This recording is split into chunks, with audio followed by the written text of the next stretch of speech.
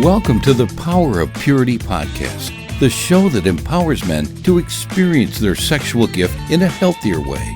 Now here's your host, Tony Ingracia.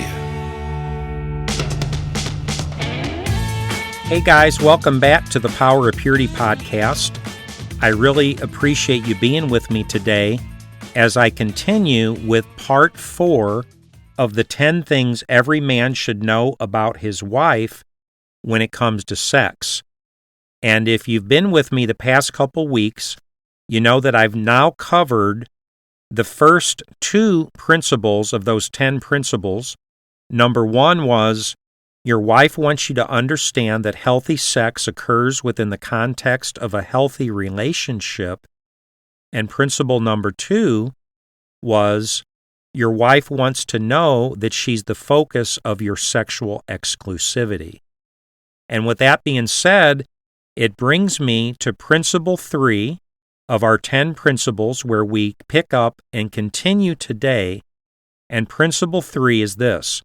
Your wife wants to know that during sex, you want her more than you want the sex itself. And there might be a number of different ways to state this idea, guys, but in the end, they're essentially all making the same point. Your wife doesn't want to feel that you're taking from her during sex without giving back to her. Your wife wants to feel that there's a sense of mutuality in your sexual relationship. And by the way, the word mutuality means the condition or quality of being mutual or reciprocity. And the word reciprocity means the practice of exchanging things with others for mutual benefit. So, you see, mutuality implies that there are 2 of us here right now participating in this activity when it occurs, and therefore it should be toward the mutual benefit of both of us. Or said another way, this isn't just about me, and it isn't just about you, but it's about you and me together, which means it's really about us. And it reminds me of a cartoon that I saw one time that I just carry with me in my mind's eye. I see this cartoon, and I may have even mentioned it before in the context of the podcast. And in this cartoon, there's a man that's a painter, and he looks kind of like Rembrandt or something. You can tell that he's a skilled painter, and he's sitting in front of a portrait that he's working on. His hand is up with his paintbrush, and on the other side is this beautiful woman. And so presumably he's painting the woman. She is the object of this painting, and so he's supposed to be looking at her and painting her, but the joke is this: when you look at the portrait that he's painting, it's very clearly a self-portrait. It's a portrait of himself. So he's supposed to be painting her, but instead he's painting a picture of himself. So it's kind of a silly cartoon, and it's a silly metaphor, but it's also a sad metaphor, guys, in the sense that I think that this little cartoon, in a way, illustrates the reality of the way so many men approach sex in their marriage and the way that so many women experience their husband in the context of their sexual relationship. Because the fact is, there's 2 of us here, but what you're doing is you're making this all about you. In other words, you're being selfish. Instead of including me, painting a picture of me, you're just concerned about yourself. You're worried about yourself. You're worried about your own orgasm. So this is all about you, and you're just kind of using me while you're really just doing your own thing for your own pleasure anyway. So the point is, you guys, that during sex, I'm suggesting that your wife wants to feel that she's in the picture too. And that's what I mean by this 3rd principle. Your wife wants to know that during sex, you want her more than you want the sex itself. Your wife wants to know that you see her, you appreciate her, you respect her, you're delighting in her, you're enjoying her, and you're offering yourself to her, and you're loving her, and you're adoring her. And maybe the very best way to state what I'm trying to say here is that your wife doesn't want to feel used by you, and she doesn't want to feel objectified by you. And objectification, by the way, is defined as the action of degrading someone to the status of a mere object. And I guess that's why the word object is contained within the word objectified or objectification. And doesn't it make total sense why a woman, or why any person for that matter, would have such an allergic or negative or repulsive reaction to being objectified? In other words, if you're objectifying me, I'm no longer a person to you to be acknowledged and respected and known and enjoyed, but instead I've been reduced to the status of an object so that you can use me for the purpose of your own selfish motive and orgasm. And since you've relegated me to the status of an object, therefore, what I think or what I feel isn't even important to you, because in fact, objects don't really think and feel, right? I mean, rocks are objects, so they don't think or feel. And a desk is an object, so it doesn't think or feel. And a hammer's an object, so it doesn't think or feel. So if you can reduce me in the economy of your own heart and mind to being nothing more than an object, then you don't even have to worry about or think about or even be concerned with what I might happen to think or feel, because I become nothing more than an object to you, like a rock or a desk or a hammer. And of course, your wife happens to be an object that just so happens to have two breasts and a vagina and a mouth and a rear end, which are the very objects that you happen to need at the moment in order to fulfill your true motive for being with her right now, and what you're really after, which is essentially a sexual experience and an orgasm. So what I'm suggesting, you guys, is that God forbid if we're just using our wife, we're objectifying her, and we're essentially using her to serve the purpose of our own orgasm. So it isn't about being with your wife and enjoying her and loving her and adoring her and connecting with her. It's not an us thing. It becomes a me thing, where now we're just using our wife to serve our orgasm. And I might be wrong, you guys, but I suspect that women are very intuitive, and I think that they can tell the difference, and they can kind of tell the stature of their man's heart as he approaches her and connects with her sexually. And I hate to say it, but I suspect that there's a whole lot of women, even within the context of their marriage, that feel like they're being used by their husband and objectified by their husband through the sexual relationship that they share together. Or said another way, in the metaphor of the painting cartoon, dude, we're doing this and both of us are here, but you're painting a picture of yourself, because this is all about you, and you're not really that concerned about me. You really don't see me. You just happen to be using me to serve the purpose of your orgasm. So the bottom line here, guys, is there better not be a single iota of a way that you're making your wife feel objectified when you move toward her sexually. Or said another way, she doesn't want to feel like you're using her in any way. And she doesn't want to feel like you're somehow focusing on and valuing her breasts or her vagina or her body in general apart from her as a person. There happens to be a person, a personhood attached to the body that you happen to be having this sexual experience with at the moment. and your wife doesn't want to feel in any way like an object for you to use, but instead she wants to feel like a person that you're acknowledging and respecting and enjoying. And by the way, I'd advocate that this principle is really very complementary to the very first principle that we've already covered, which was principle 1, your wife wants you to understand that sex occurs within the context of a relationship, or said another way, the relationship and the sex should always go hand in hand and should never be separated.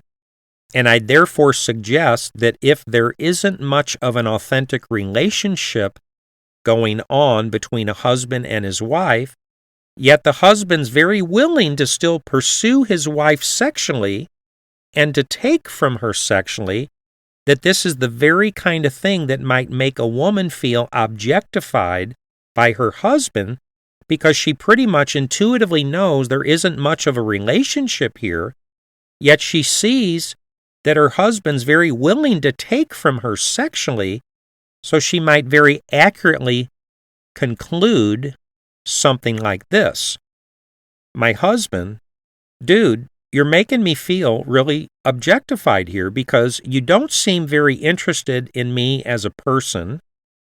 You don't seem very interested in having a real relationship with me.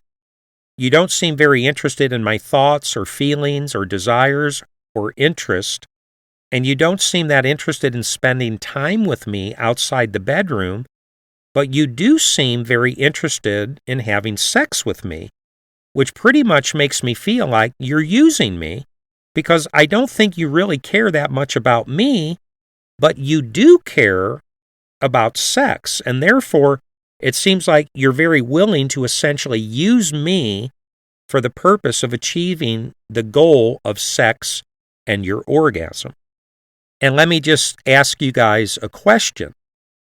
And the question is this: how do you think that's going to work out for you and for your marriage if that's the way your wife happens to be feeling?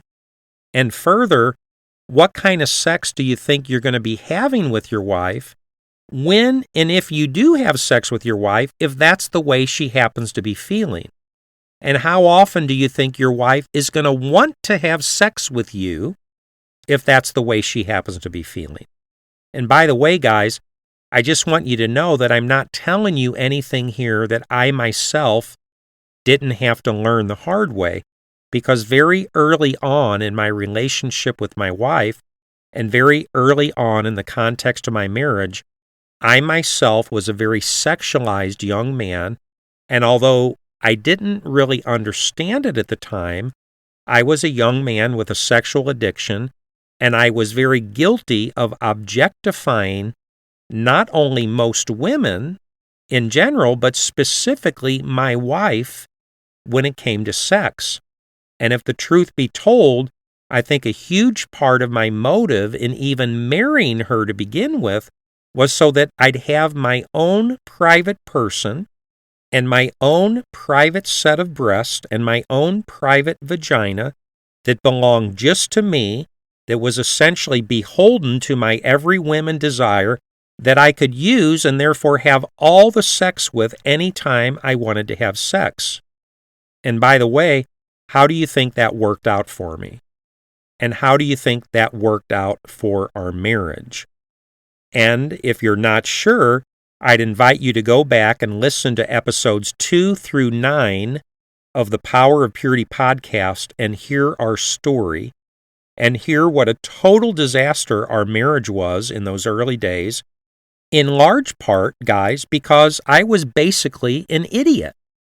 I was the Rembrandt in the cartoon that was painting the picture and painting a picture of myself, even though my wife was sitting there right in front of me, because I was essentially objectifying my wife sexually and very much making her feel like I wanted sex more than I wanted her.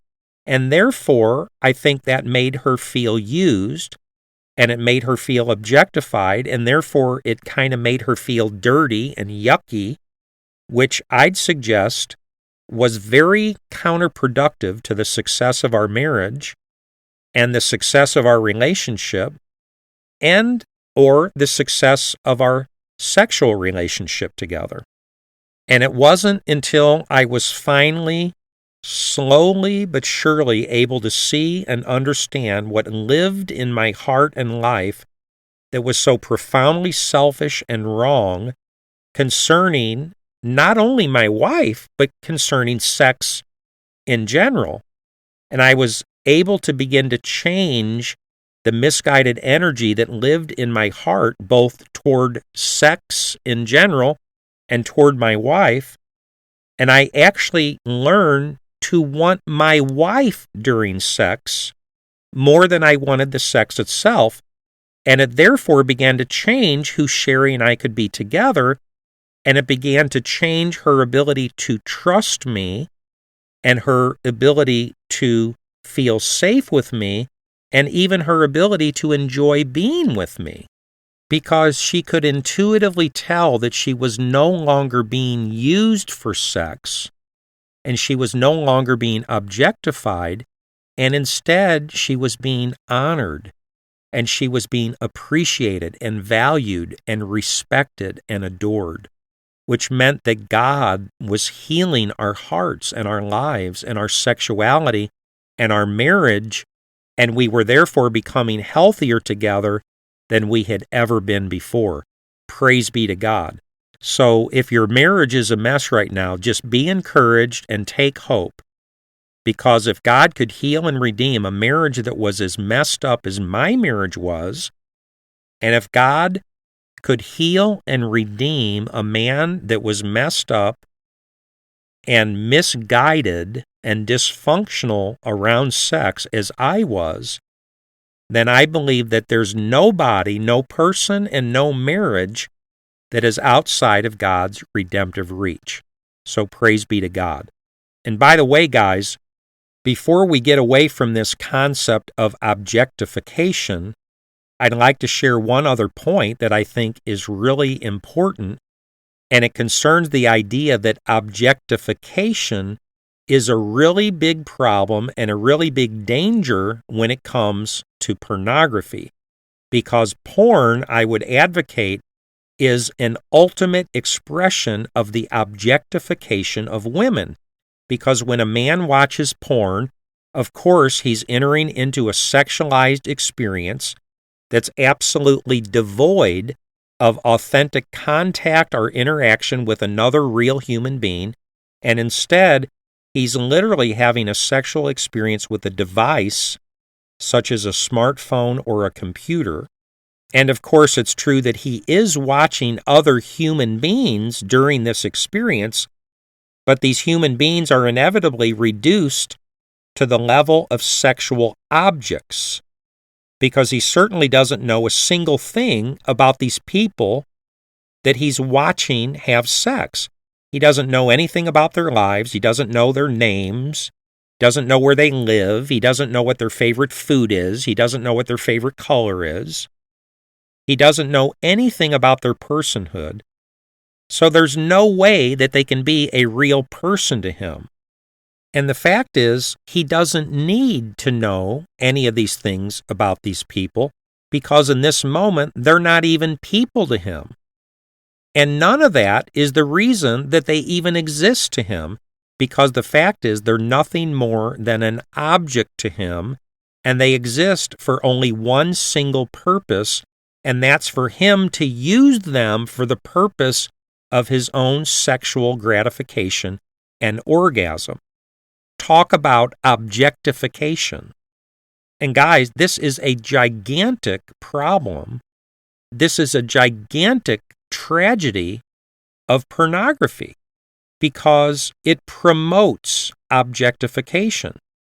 And yet, despite what I think is this very terribly obvious reality of pornography and objectification, yet many people continuously promote the lie that pornography doesn't hurt anybody.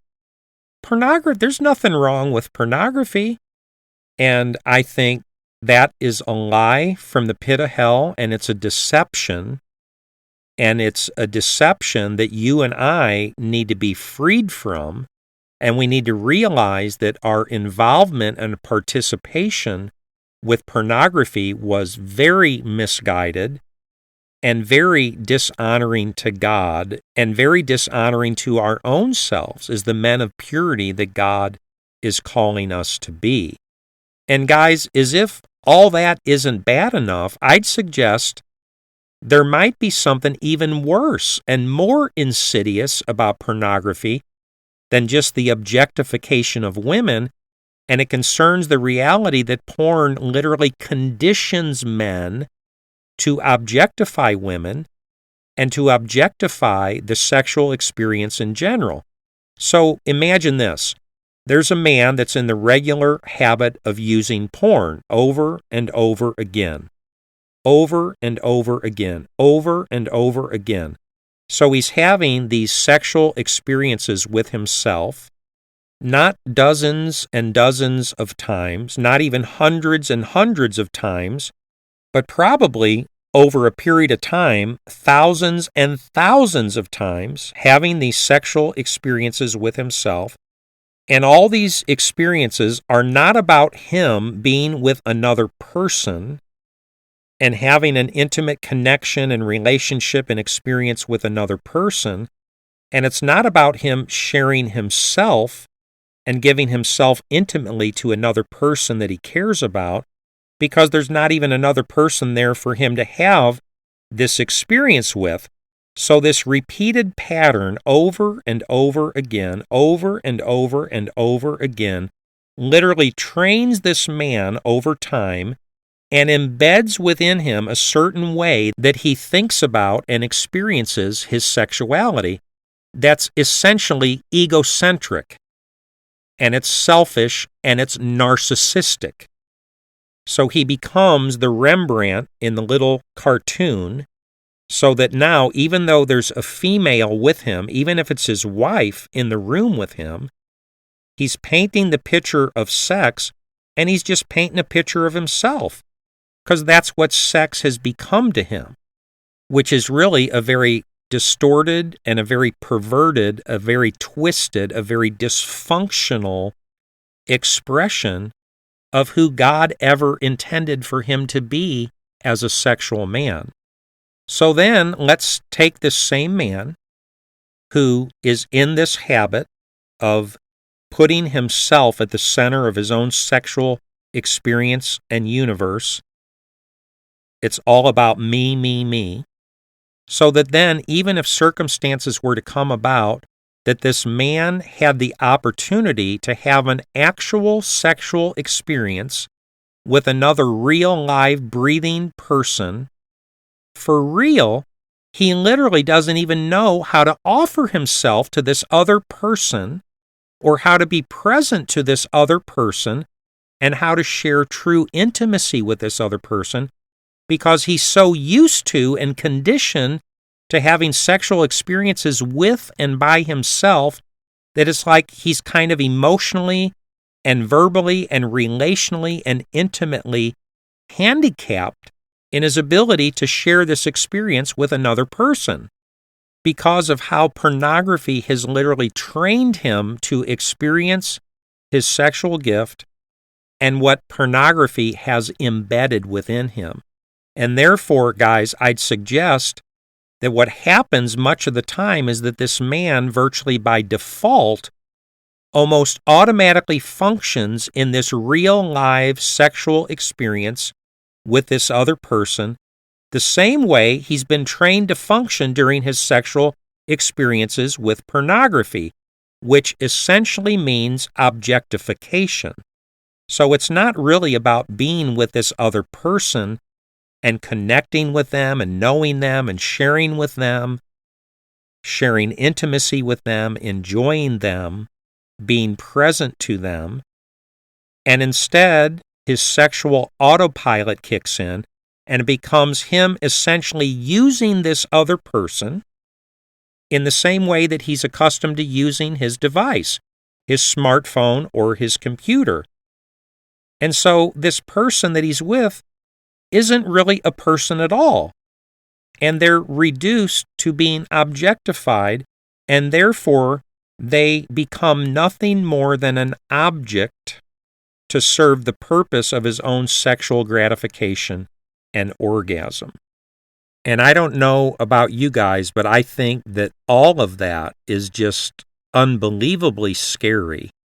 And I think it gives us an insight to how destructive pornography can be and how it really misguides and distorts and causes men to become dysfunction in the expression and experience of who they are as a sexual man and their ability to experience sex the way God always intended for them to experience sex. So with that being said, you guys, our third principle, again, is this. Your wife wants to know that during sex, you want her more than you want the sex itself. And by the way, guys, if I had to pick a proof text here for the point that we're talking about, I'd choose Philippians chapter 2, verse 3 through 4, which says this. It's a beautiful scripture. Do nothing out of selfish ambition or vain conceit.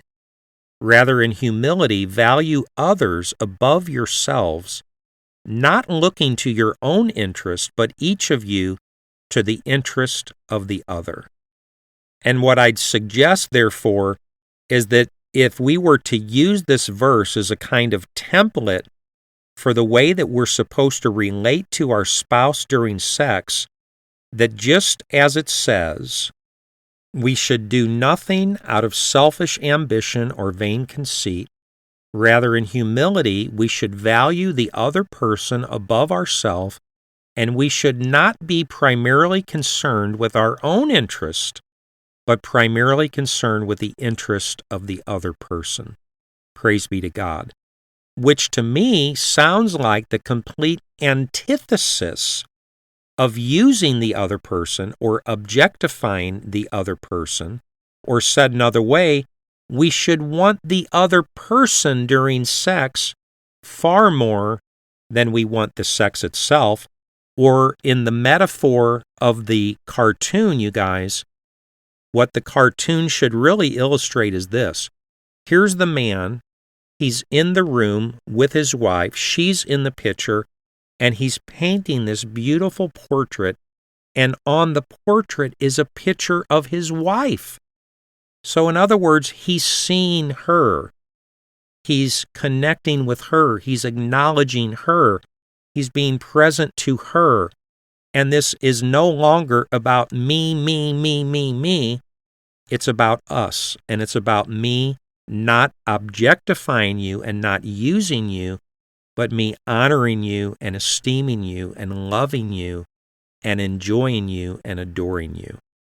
And I think, guys, that this is something that our wives will deeply and profoundly appreciate as we're able to understand these things and as we're able to begin to change our hearts and the way that we're moving toward our wife and the energy that we carry to our wife and the way that our wives are experiencing us intimately and sexually in the context of our marriage.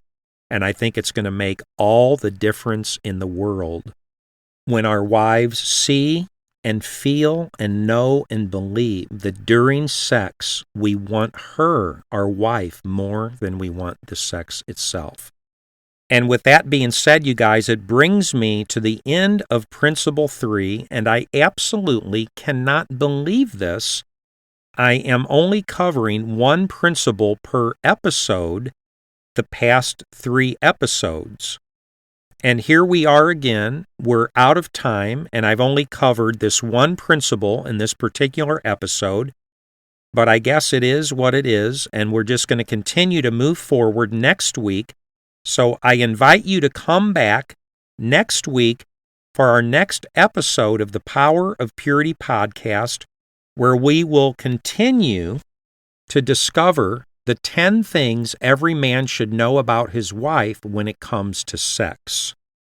And we've now covered the first 3 principles, which were these. Number 1, your wife wants you to understand that healthy sex occurs within the context of a healthy relationship. Number 2, your wife wants to know that she's the focus of your sexual exclusivity. And number 3, your wife wants to know that during sex, you want her more than you want the sex itself. I hope you're able to come back next week, guys, for our next episode where we will continue with Principle 4. I'll look forward to seeing you then. In the meantime, have an awesome week, have an awesome day, and be blessed as you continue to pursue God and seek God and chase after God, and as you continue to seek to bring your sexual gift under the authority of Christ so that you can become the man of sexual purity that God is calling you to be. God bless you on your journey of purity. I'll look forward to seeing you next week. Have an awesome day. Thanks for listening. Visit powerofpurity.org for more resources and information. And if this podcast has been helpful or encouraging, please invite a friend to listen. Until next time, remember, there's power in purity.